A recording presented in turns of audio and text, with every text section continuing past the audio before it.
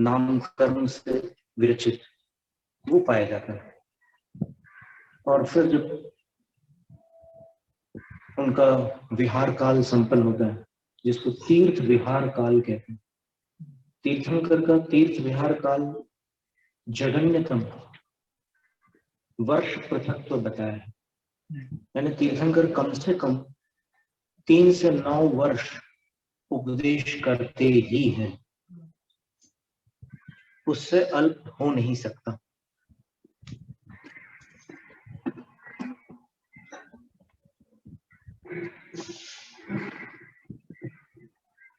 तीर्थंकरों का उपदेश वर्ष पृथक होता है। और फिर उत्कृष्ट काल कितना है? ये तीर्थंकरों में हो सकता है। तीर्थंकर कुमार काल में तो दीक्षा लेकर ऐसे उदाहरण तो मिल रहे हैं, लेकिन कितनी आयु में लेते हैं ये विचारने की बात, क्योंकि उनके पास ऐसा कोई उसी पर बात करें कि उनके लिए इतना पुण्य का उदय है और इतना अनुकूल वातावरण है कि वैराग्य का कोई हेतु उपलब्ध होना सुलभ नहीं है तीर्थंकर के लिए। अभिनंदननाथ भगवान अपने महल की छत पर तो राजा बन चुके थे, फिर उनका तो पूरा गृहस्थ जीवन भी हो चुका था, तो मेघों की छटा देखते हुए उसमें कोई आकृति बनकर विलीन हो गई, उनको वैराग्य हो गया। तो ऐसे निमित्त फुर्सत में मिलते हैं, यानी जब वो, जिसको अंग्रेजी में लेजर टाइम बोलते हैं, प्लेजर, लेजर, ट्रेजर।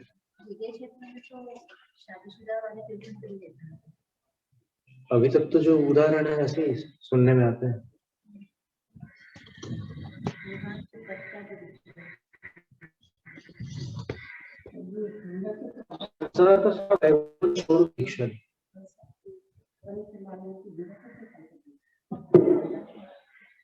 और एक बात और है कि सामान्य नियम यह है कि परिहार विशुद्धि नामक जो संयम है वो उन मुनिराज के पास होता है जिन्होंने 30 वर्ष सांसारिक सुखों को प्राप्त किए हैं, और उन्होंने भी वर्ष पृथक यानी 3 से 9 वर्ष तीर्थंकर के समोसरण में रहकर गणधरों के मुख से प्रत्याख्यान नामक पूर्व का 9वें पूर्व का अध्ययन किया है।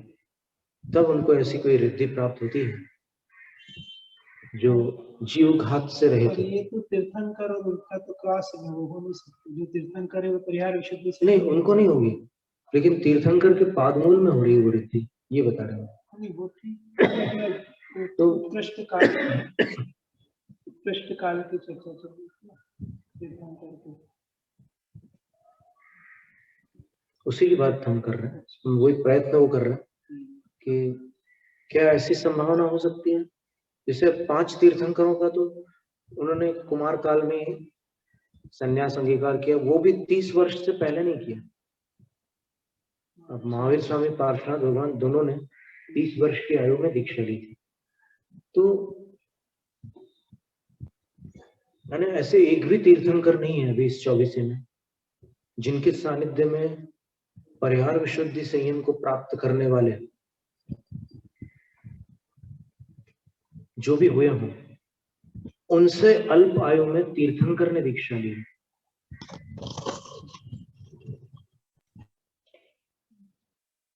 तो कहीं ऐसा तो नहीं कि तीर्थंकरों का न्यूनतम काल 30 वर्ष ही हो। परिहार विशुद्धि वालों का तो नियम है 30 वर्ष का, क्या पता तीर्थंकरों का यदि हो तो हो सकता है।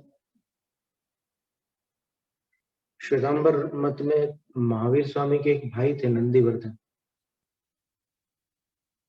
और उनकी मान्यता के अनुसार माता पिता का उनके सामने ही वियोग हो गया था, जबकि दिगंबर आमनाय में ऐसा नहीं है कि उनके जीवन में ऐसा कोई क्लेश होता ही नहीं, इष्ट वियोग आदि कुछ भी नहीं, इतने भारी पुण्यशाली होते हैं। तो यदि वैसा हुआ तो तीर्थंकर का विहार काल 30 वर्ष कम एक पूर्व कोटि हो सकता है, यदि हुआ तो।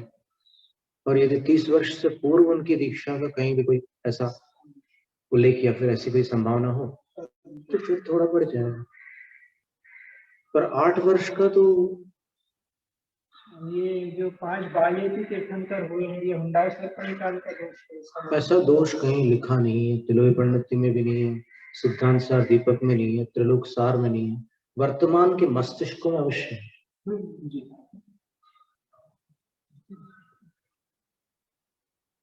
जिन्होंने उस सुख को स्वीकार ही नहीं किया उनमें, और जिन्होंने स्वीकार करके छोड़ा उनमें श्रेष्ठ कौन है? तो श्रेष्ठता को दोष कहा जा सकता है।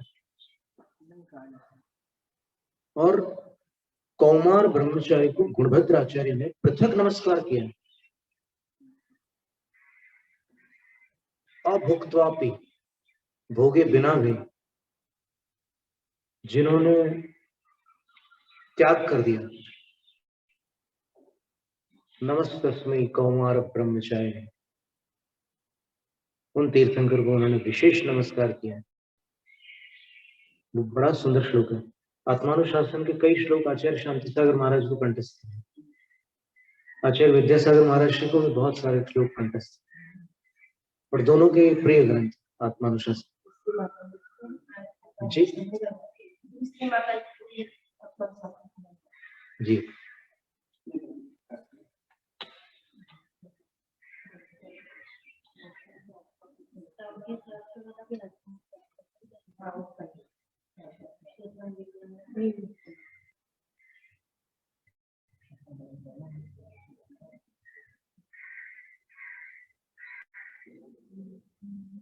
काव्य क्रमांक 109।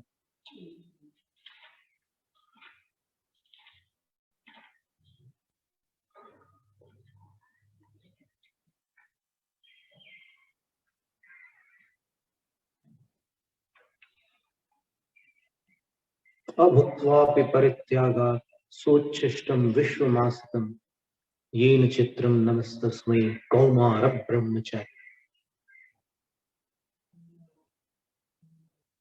यह अत्यंत आश्चर्यजनक कार्य था कि जिन्होंने बिना भोगे ही विषयों का त्याग कर समस्त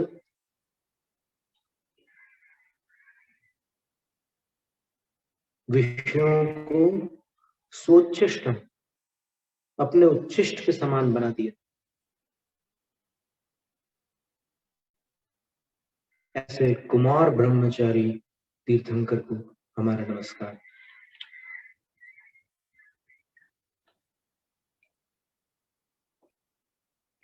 तर्क यह दिया जाता है कि सांसारिक सुख में तो कमी आई। कमी कुछ नहीं आई, उनके लिए कई रिश्ते थे। अस्वीकार करने को कमी नहीं कहते।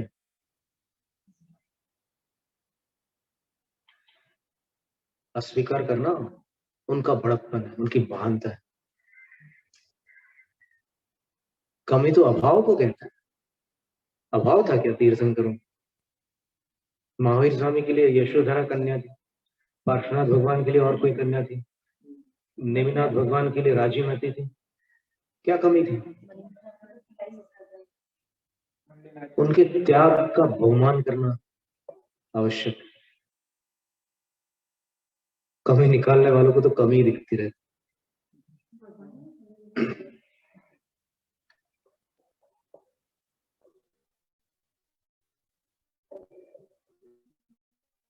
अगर दोष कहेंगे तो ब्रह्मचर्य को दोष मानना पड़ेगा, और ब्रह्मचर्य को दोष मानने पर अब्रह्म को गुण मानना पड़ेगा। और बिल्कुल जिन शासन की व्यवस्था उलट पलट हो जाएगी। इसलिए मुंह संभाल कर बोलने की आवश्यकता है। जो वचन पूर्वाचार्यों ने नहीं दिए, जिनवाणी में नहीं है, तो आप जिनवाणी से बड़े बन जाएंगे। कुछ भी अपने मन से बोलते चले जाए। त्रिलोक सार, तिलोय पंडिती, सिद्धांत सार दीपक, जम्बूदीप पंडिती संघो, लोक विभाग, ये सारे ग्रंथ हैं, इनमें एक भी ग्रंथ में जहां जहां तीर्थंकरों का मुख्य रूप से वर्णन है, कहीं ऐसा वर्णन नहीं है कि हुंडा सर्पणी का ये दोष होता है। दोष पूरे गिनाए, सांभरू पूरी गाथाएं दी है, कौन से दोष है। चक्रवर्ती का मान भंग आदि, और उस काल में, चतुर्थ काल में अवसर्पिणी में 58 शलाका पुरुषों का होना, ये सारे दोष बताए हैं। 363 मतों की उत्पत्ति होना, ये सारे दोष बताए हैं। तो ये वस्तुतः दोष है, विचार करने पर लगता है कि दोष है, पर उसको विचार करने पर लगता है कि ये तो उल्टा काम हो रहा है। तो ऐसे तीर्थंकर जो हैं, जैसे एक शब्द और आया था अभी, तो अपन ने बात की तीर्थंकर केवली, सामान्य केवली, मुख केवली, उपसर्ग केवली, अंतकृत केवली, अनुबद्ध केवली और समुद्घात केवली। अब एक मुंड केवली शब्द आया था।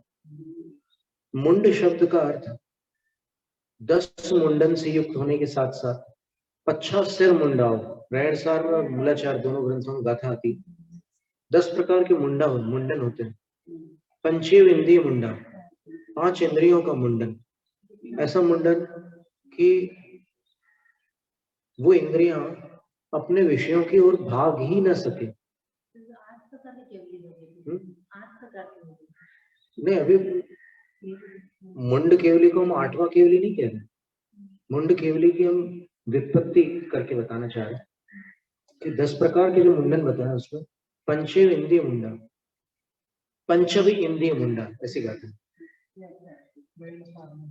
इंद्रिय मुंडन 5 ही है, रहणसार में तो ही है, इसमें मूलाचार जी में, मूलाचार की गाथा में पंचवी इंद्रिय मुंडा है। देखो उनका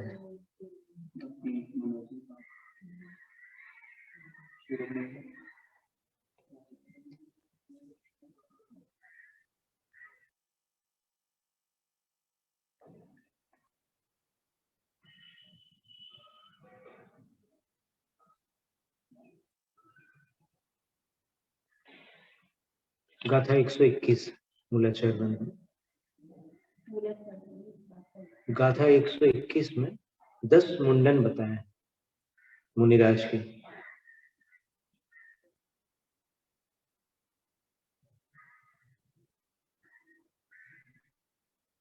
ये संक्षिप्त प्रत्याख्यान संस्कृत के अंतिम गाथा सूत्र है। पंचवी इंद्रिय मुंडा,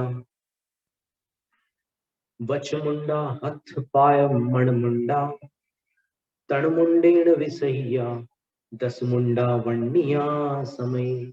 आपके पास रहणसार हो तो रहणसार में भी आप ढूंढ सकते हैं कौन से नंबर की गाथा। रहणसार ग्रंथ पंचानामपि इंद्रियाणां मुंडनम खंडनम स्व विषय व्यापारात् निवर्तन। इंद्रिय मुंडन किसको कहते हैं? तो 5 इंद्रियों का अपने विषयों के प्रति जो परिणमन होता है उससे निवृत्त हो जाना, इंद्रियों को विषयाभिमुख न होने देना, इंद्रिय मुंडन।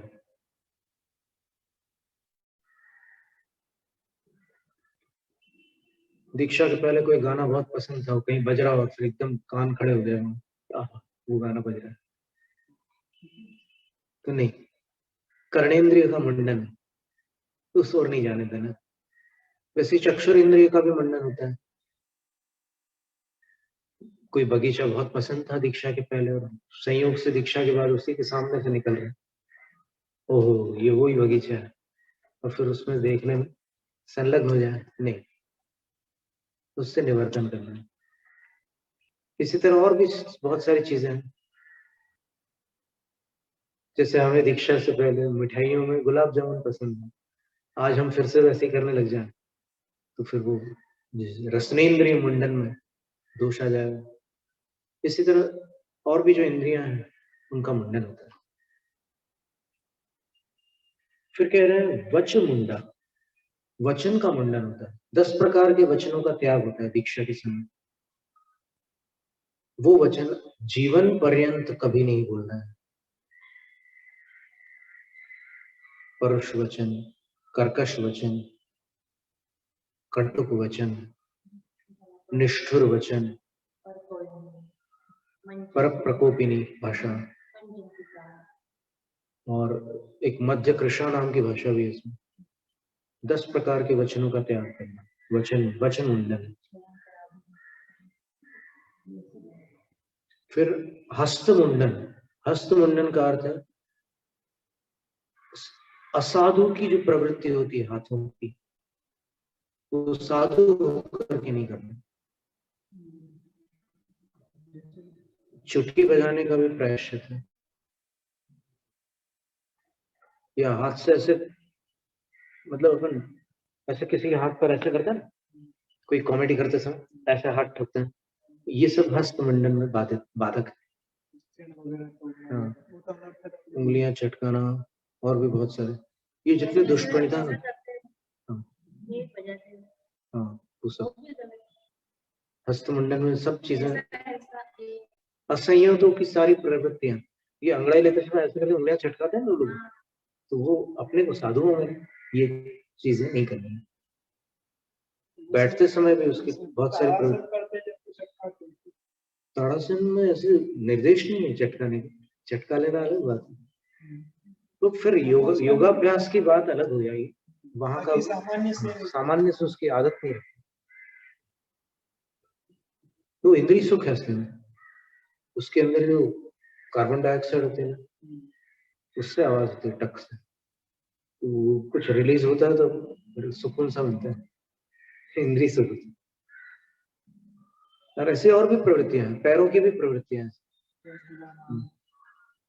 बैठे बैठे ऐसे कई लोग गृहस्थ लोग तो हिलते रहते हैं और फिर पैर लटका करके या पैर ऐसे ऊपर मेज पर रख करके बैठना है, ऊंचे स्थान पर रख करके बैठना है। ये सारा ब्लड प्रेशर के समय पैरों को थोड़ा डाउन ब्लड प्रेशर होता है तो फिर ऐसे उठाया जाता है, और अगर हाई ब्लड प्रेशर होता है तो सिर को ऊपर उठाया जाता है। तो मतलब वो पाटे पर ही किया जाता है ऐसे, उसको एक्सरसाइज नहीं करवाई जाती है, तुम सिर ऊपर उठाओ ऐसे नहीं। तो ये सब मुंडन के अंतर्गत हाथ पैरों का मुंडन। फिर मन मुंडन, मन के भी विचारों पर नियंत्रण होना अपेक्षित है। मतलब ये हार जीत के जो विचार होते हैं वो साधु इसलिए नहीं कर सकते क्योंकि साधु को रौद्र ध्यान नहीं होता, भावलिंगी साधु।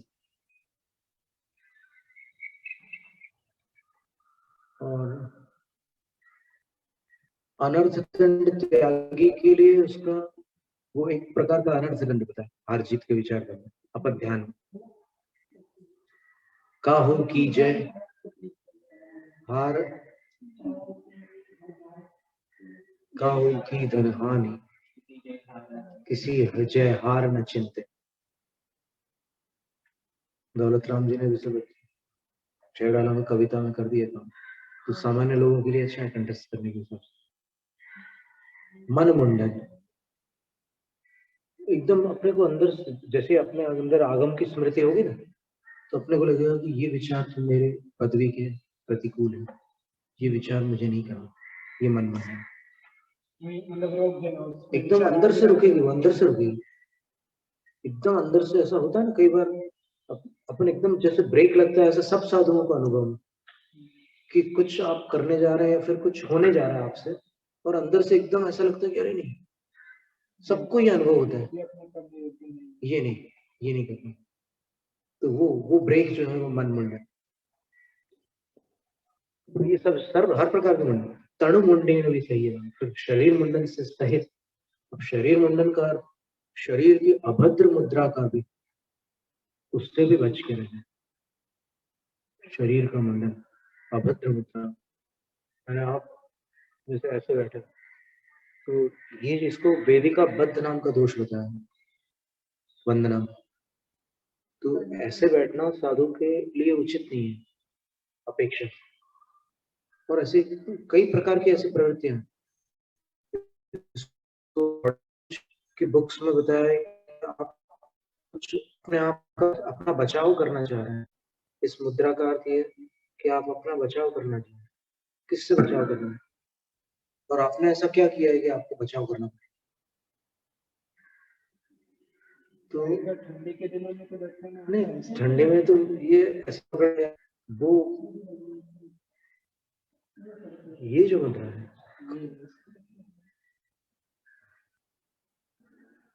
एलन पीस वगैरह जो मॉडर्न रिसर्चर्स हैं इस बारे में बॉडी लैंग्वेज के बारे में, उन्होंने ये कहा।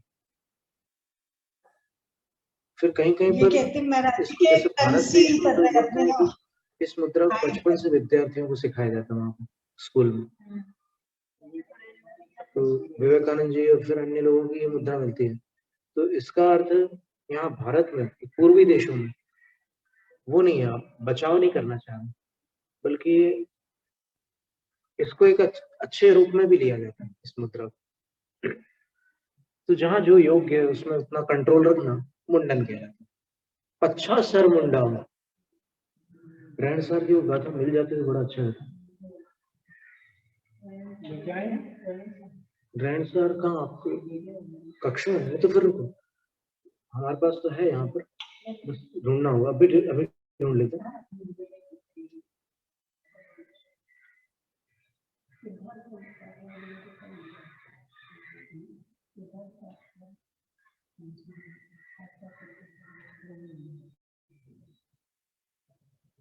थोड़ा अंतर है बस पाठ में। ये 76 नंबर की गाथा है ग्रैंड सर की।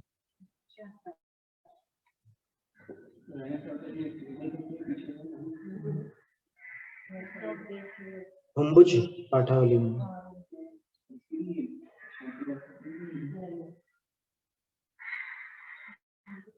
पुव्वम जो पंचिंदिया तणमण वच हथ पाय मुंडाओ, पच्छा सिर मुंडाओ, शिव गई पहनाय गो हुई। सर प्रथम जो 10 मुंडन कर लेते हैं फिर सिर मुंडन करते हैं, लोच करते हैं, वे मोक्ष गति के पथ के नायक होते हैं, मोक्ष मार्गी साधु होते हैं। 5 इंद्रियों का मुंडन, तन का मुंडन, मन का मुंडन, वचन का मुंडन, हाथ और पांव का मुंडन, ये दीक्षा के पहले भी अभ्यास रूप में करने में कोई आपत्ति नहीं। कोई गृहस्थ भी इन क्रियाओं का अभ्यास तो कर सकता है, जितना उसकी भूमिका में उससे शक्य हो उतना कर सकता है। 10 प्रकार के मुंडन है, 5 इंद्रिय मुंडन, मन वचन काय मुंडन, हाथ पैरों का मुंडन, पच्छा सिर मुंडाओ, फिर सिर मुंडन हुआ, शिव गई पहनाए हुई, मोक्ष गति के पथ के बनाए। तो मुंड केवली वो है जिन्होंने 10 मुंडन के बाद सिर का मुंडन किया और तुरंत केवल ज्ञान प्राप्त कर लिया, जैसे भरत स्वामी।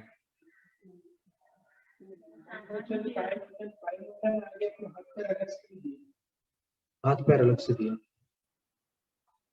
क्योंकि हाथ पैर मनुष्य के शरीर में बाकी सभी अंगों की अपेक्षा विशेष सांकेतिक होते हैं। यानी आपको पूरे शरीर की प्रवृत्ति से कई चीजें समझ में नहीं आ पाएगी, लेकिन हाथ और पैर के इशारों को तुरंत समझ लेते हैं लोग।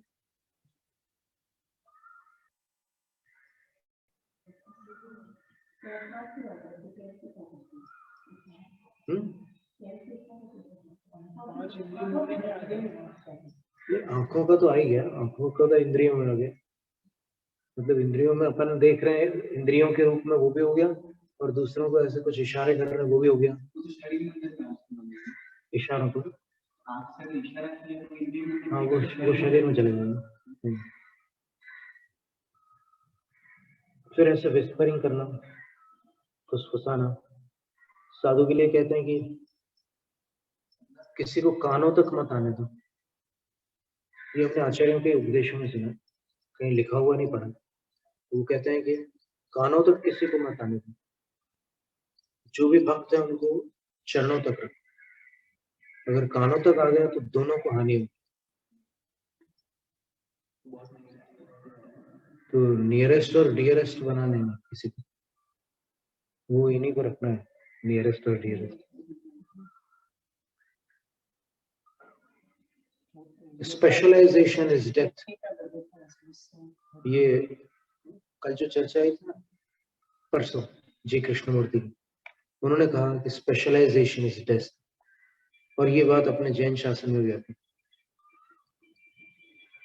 विशेष बन जाना या बना देना किसी को, वो हत्या है।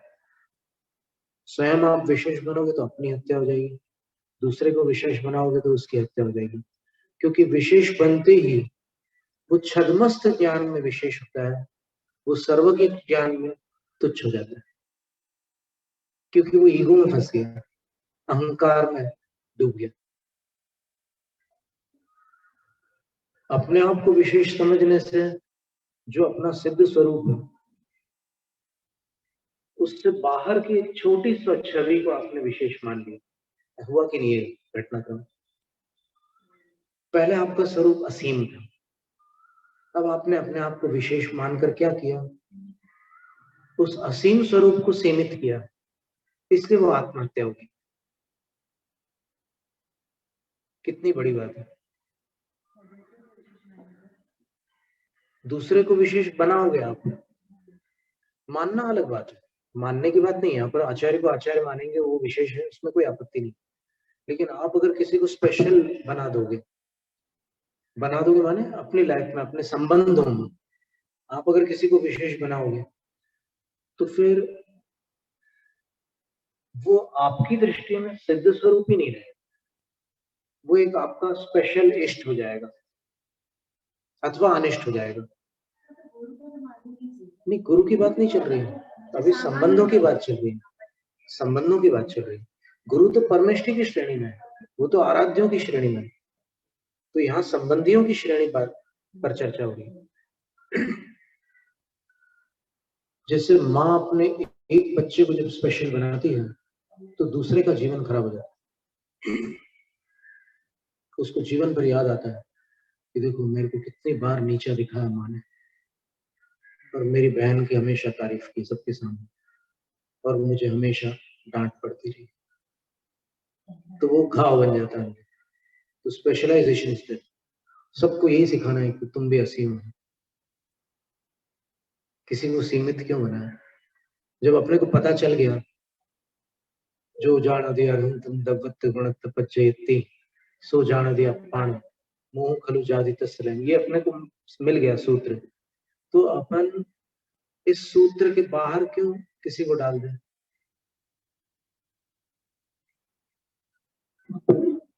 वास्तव में कर्म के उदय ने अपने को छोटा बड़ा बनाया है, अपने स्वभाव से अपन छोटे बड़े नहीं है।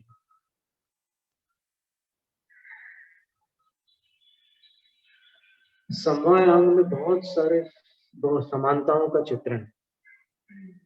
क्षेत्र समवाय में क्या लिया है, पंच पैतल्य, है ना, आपको पता होगा 45 लाख योजन की 5 रचनाएं, 5 अकृत्रिम स्थल है, क्षेत्र है।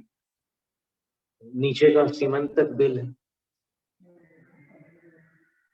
प्रथम पृथ्वी का प्रथम बिल, जिसमें 10,000 वर्ष से 90,000 वर्ष की आयु होती, और 10,000 वर्ष की आयु में केवल असैनी जीव जाते हैं, बाकी जीव उसके ऊपर की आयु में जाते हैं। और क्षायिक सम्यक दृष्टि 84,000 वर्ष की आयु में जाते हैं, न्यूनतम आयु। और ये जो मनुष्य लोक है, मानुषोत्तर पर्वत के भीतर का क्षेत्र, वो भी 45 लाख योजन प्रमाण। फिर सौधर्म स्वर्ग का जो ऋतु पटल है, ऋजु विमान जिसको कहते हैं, वो भी 45 लाख योजन प्रमाण। सर्वार्थ सिद्धि का जो विमान है, 1 लाख का है सिद्धालय, ठीक है। तो सिद्ध शिला जो है, ईशत पागभार पृथ्वी इसका नाम है, सारे सिद्ध उसको पार करके ऊपर जाते हैं, इसलिए उस शिला को समभिरूढ़ से सिद्ध शिला कहते हैं। कोई भी सिद्ध उस शिला को पार किए बिना ऊपर नहीं जा सकता सिद्धालय में। एक विचार है, एक अपेक्षा है तो उस सिद्ध शिला को पार करके वो मध्य में 8 योजन मोटी होती है, शुद्ध आकाश स्फटिक से रचित होती है, और मध्य में 8 योजन होती है, और अंत में अंगुल के असंख्यात विभाग प्रमाण, और सारे सिद्ध उसको पार करके जब सिद्धालय में जाते। सिद्धालय कहाँ है? सिद्धशिला से कितनी दूर है? सिद्धशिला सर्वार्थ सिद्धि विमान से कितनी दूर है? तो सर्वार्थ सिद्धि के ध्वज दंड से 12 योजन ऊपर है सिद्धशिला, और सिद्धशिला से ऊपर जो वात वलय है,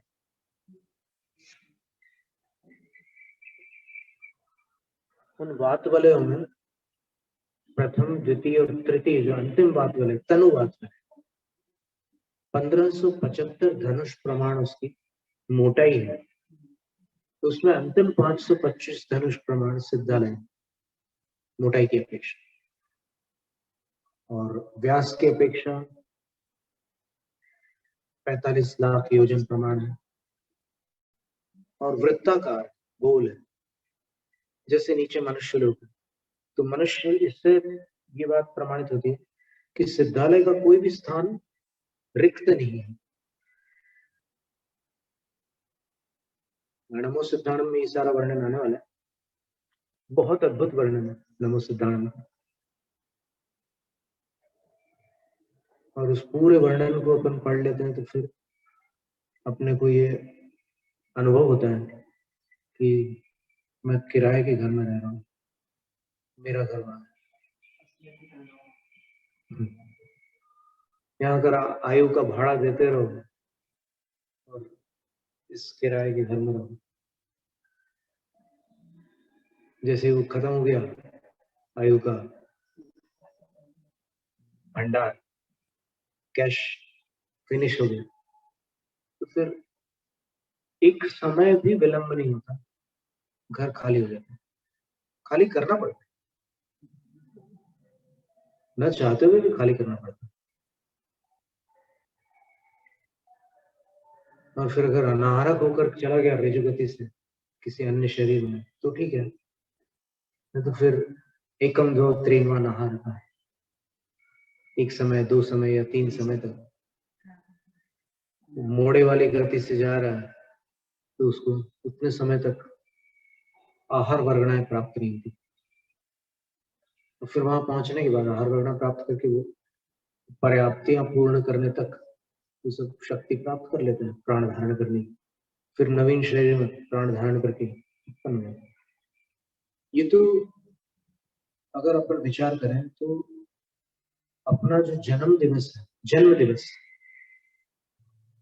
कविताओं में जन्म जन्म शब्द आता है, मूल में जन्म शब्द है, तो उस समय तो अपनी आयु 9 माह गुजर चुकी होती है, अपन कब के पर्याप्त तक हो चुके हैं माँ के गर्भ में,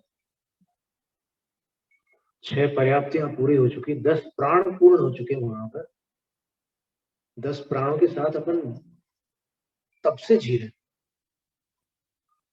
आप सोचो कि जन्म से पहले 9 माह की मृत्यु हो चुकी है, तद्भव क्या बोलते हैं, अवीची मरण की अपेक्षा, जो आयु के निषेध फिरते हैं ना प्रति समय, उस अपेक्षा 9 माह के निषेध क्षीण हो चुके हैं, तो उतनी आयु तो काट चुका वो जीव जन्म प्राप्त करते समय।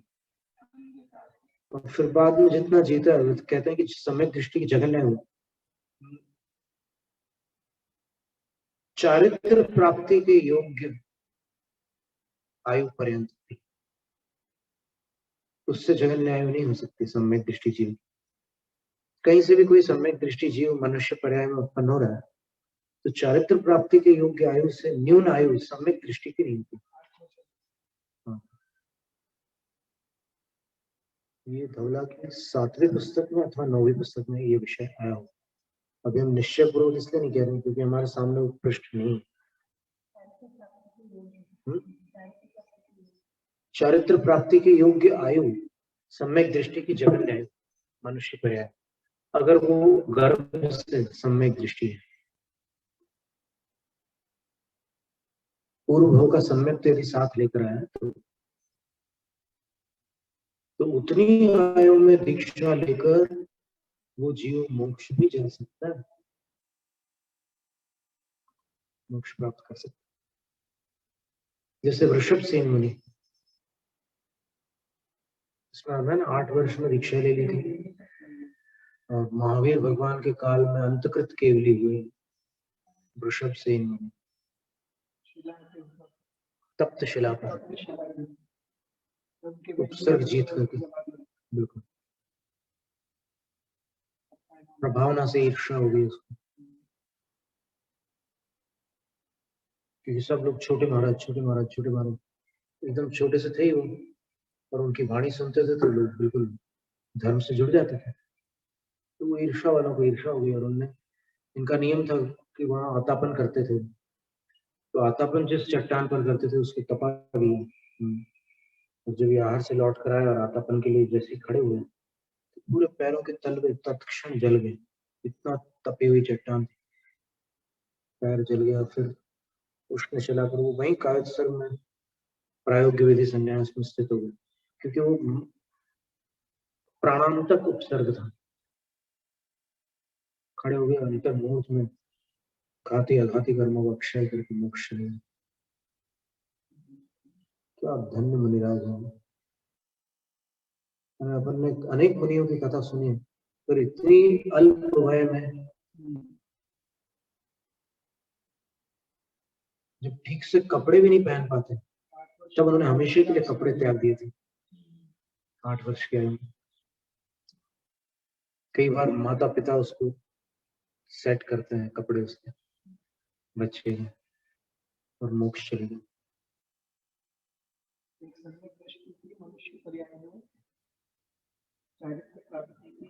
वो जघन्य आयु उनकी चारित्र प्राप्ति के योग्य आयु पर्यंत होती है।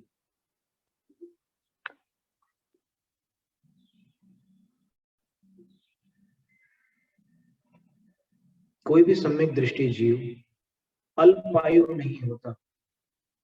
जब भी मनुष्य पर्याय में आएगा तो उसको उतनी आयु तो अवश्य प्राप्त होगी, जघन्यतम, जिसमें वो चारित्र को धारण कर सकते, करे ना करे ये एक अलग विषय है, लेकिन उस आयु को अवश्य प्राप्त कर।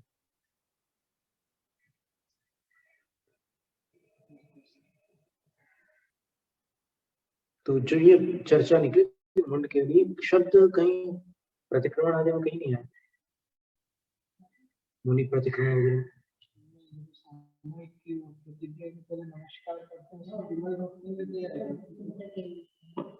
मुंड केवली का अर्थ यह है कि मतलब जिनके केश ही इतने बड़े नहीं हुए कि केवल ज्ञान के बाद ना ही बड़े नख केश, ये है ना एक अतिशय, तो वो उस स्थिति में ही नहीं आया केश लोंच के बाद तुरंत केवल ज्ञान हो गया।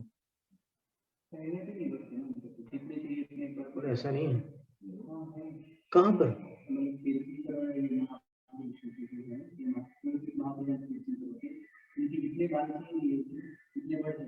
क्योंकि आदिनाथ भगवान का जो वर्णन है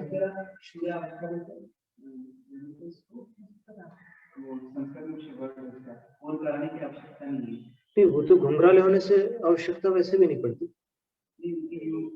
आदिनाथ भगवान की जटाओं का जो वर्णन मिल रहा है अपने को, वो फिर कैसे घटित करेंगे?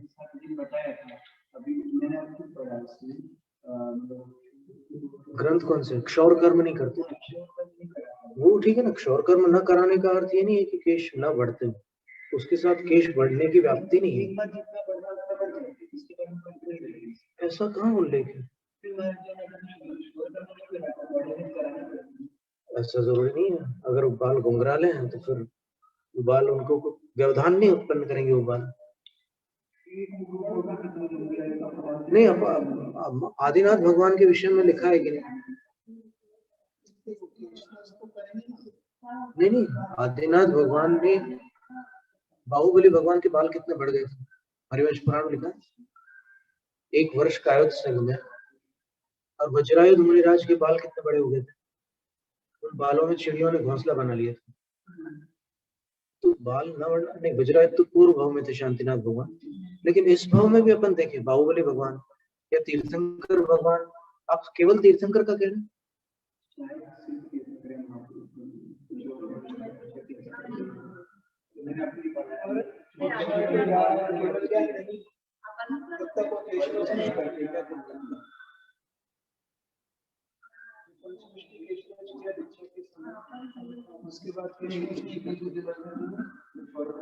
और इसमें एक समस्या ये भी आ रही है कि तीर्थंकर की जो केवल ज्ञान के 10 अतिशय हैं, उसमें केश न बढ़ना भी एक अतिशय है। तो इसका अर्थ क्या हुआ? केवल ज्ञान के पहले, अगर केवल ज्ञान के पहले ही नहीं बढ़ते तो फिर केवल ज्ञान का अतिशय कैसे होता? केश न बढ़े। नहीं, आप प्रमाण आपने लिखा कि नहीं, वो बहुत जरूरी था। ये तो अभी आप समाचार लेकर के पता करिए। क्षौर कर्म नहीं कराते, ये तो मान्य है, शिरोधार्य है, ये आगम वचन, इसमें तो कोई आपत्ति नहीं। तो क्षौर कर्म नहीं कराते इसका मतलब ये नहीं है कि बाल बढ़ करके उनके लिए व्यवधान बन जाए।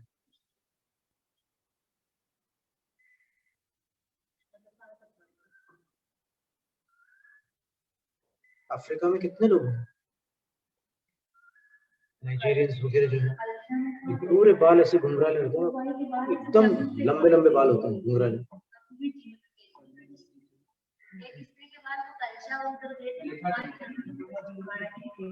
अच्छा, हमें ध्यान नहीं। ऐसा वर्णी जी की जीवन गाथा में आता है कि द्रौपदी नाम की कन्या थी, उसके केश नीचे तक आते थे, भूमि तक, और पद्मिनी कन्या के केश नियम से कटी भाग से नीचे जाते।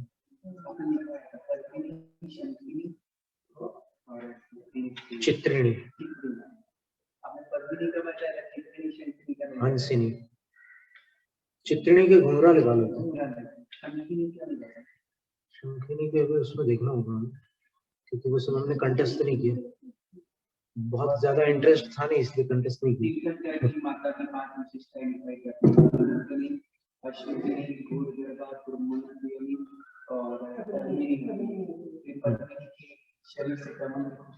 हाँ, ये सब ठीक। हाँ, वो जहाँ रहती है वहाँ पर सुभिक्षुस्तत्र निश्चय, पद्मिनी नारी, 4 प्रकार की नारी, सीता माता पद्मिनी नारी। अयोध्या में अकाल पड़ा था सीता जी के चले जाने के बाद, अकाल पड़ा था, ऐसा अन्य रामायण में आता है, वर्षों तक अकाल पड़ा। तो फिर नहीं, जैन रामायण में तो बहुत सारी बातें है ही नहीं। जैन रामायण क्या है कि जैनाचार्यों ने जो भी कथाएं लिखी उसको अंत में चतुर्थ पुरुषार्थ प्रदान करके उन्होंने कथाओं का विवरण किया, और कई घटनाक्रमों को उन्होंने गौण भी किया। कुछ बातों का उन्होंने विशेष वर्णन नहीं किया, पर इसका अर्थ ये नहीं कि वो बातें वहां घटित ही ना हुई। और अपन जब मूल वो पढ़ेंगे 14 उसमें आता है ना, 12वें अंग में दृष्टिवाद में परमाणु योग पूर्वगय चूर्य, वो जो 5000 पद प्रमाण प्रथमानुयोग है, वो जब अपने को कभी प्राप्त होगा तब पता चलेगा कि अरे ऐसे ऐसी घटनाएं भी हुई, वहां हमें नहीं पता चला था। ऐसे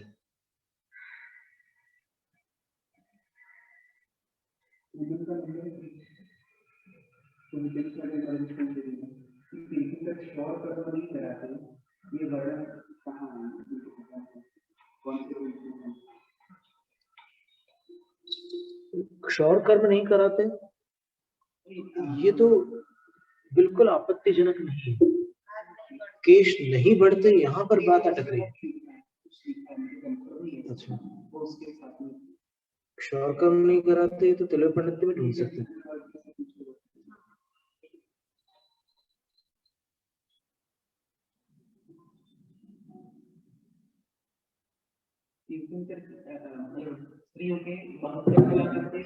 चौसठ मरुदेवी माता के बात। हाँ ठीक है, ये हरिवंश पुराण में लिखा है। माता मरुदेवी विशेष थी। भक्तावर में भी आचार्य मानतुंग स्वामी ने भक्तावर में भी उनको पूर्व दिशा का है। मरुदेवी माता को पूर्व दिशा का उन्होंने एक वो दिया, उपमा दी है। पूर्व दिशा प्राची विदिग्जनयति स्फुरदं शिवा नान्या सुतम तदुपमं जननी प्रसूता। आपकी उपमा को धारण करने वाले सुत को अन्या जननी न प्रसूता, किसी अन्य जननी ने उत्पन्न नहीं किया। प्रसूता शब्द जो है वो क्रिया है, बल्कि विशेषण है माँ का। जन्म देने वाली माँ, अन्न नहीं दी, ऐसा अर्थ निकलेगा। भगवान माता के गर्भ में तो वो नारद के द्वारा भोजन करते हैं। हाँ, वो सब कुछ वैसे ही करते हैं, जो जैसी प्रक्रिया वैसी करते हैं। बस गर्भ शोधन देवियां कर रहे थे, बाकी कुछ नहीं। भगवान ऊपर से स्वर्ग के अंदर तो आते हैं, पद्मा से दूर हो जाते हैं।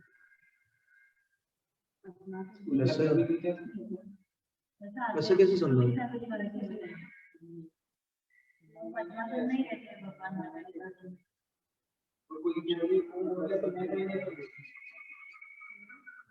तो इतना समय क्यों उसमें? फिर इतना समय लगाने की आवश्यकता नहीं। जब आते ही साथ सब कुछ हो गया तो फिर इतनी अवधि क्यों? नहीं, उसके लिए कोई अपन क्या है कि ऐसे जो एकदम हट करके जितने भी कथन है उनका तो संग्रह अपन प्रमाण सहित करें तभी अच्छा रहता है। क्यों नहीं होगी? सब कुछ होगा। कैसे नहीं करते? घर में तो बराबर करेंगे पूजा, बिल्कुल। नहीं, माँ के लिए तो सब देवकृत व्यवस्थाएं है ही।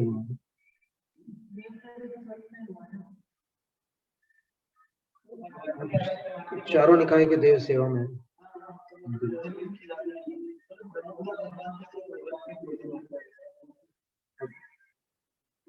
कुछ समाधान अपने को वहीं मिलेंगे, केवल शुद्ध केवल। भगवान के लिए खास कर वस्त्र पूछना तो कभी कदाचित तो माता पिता के लिए वो लाकर देती हैं। माता पिता को तो नए वस्त्र देते हैं, वस्त्रों से पूजा की है तो देखा ये गर्भ फल है। नहीं, भोजन नहीं कर सकता क्योंकि उसका पुण्य तो वो बालक लेकर आया।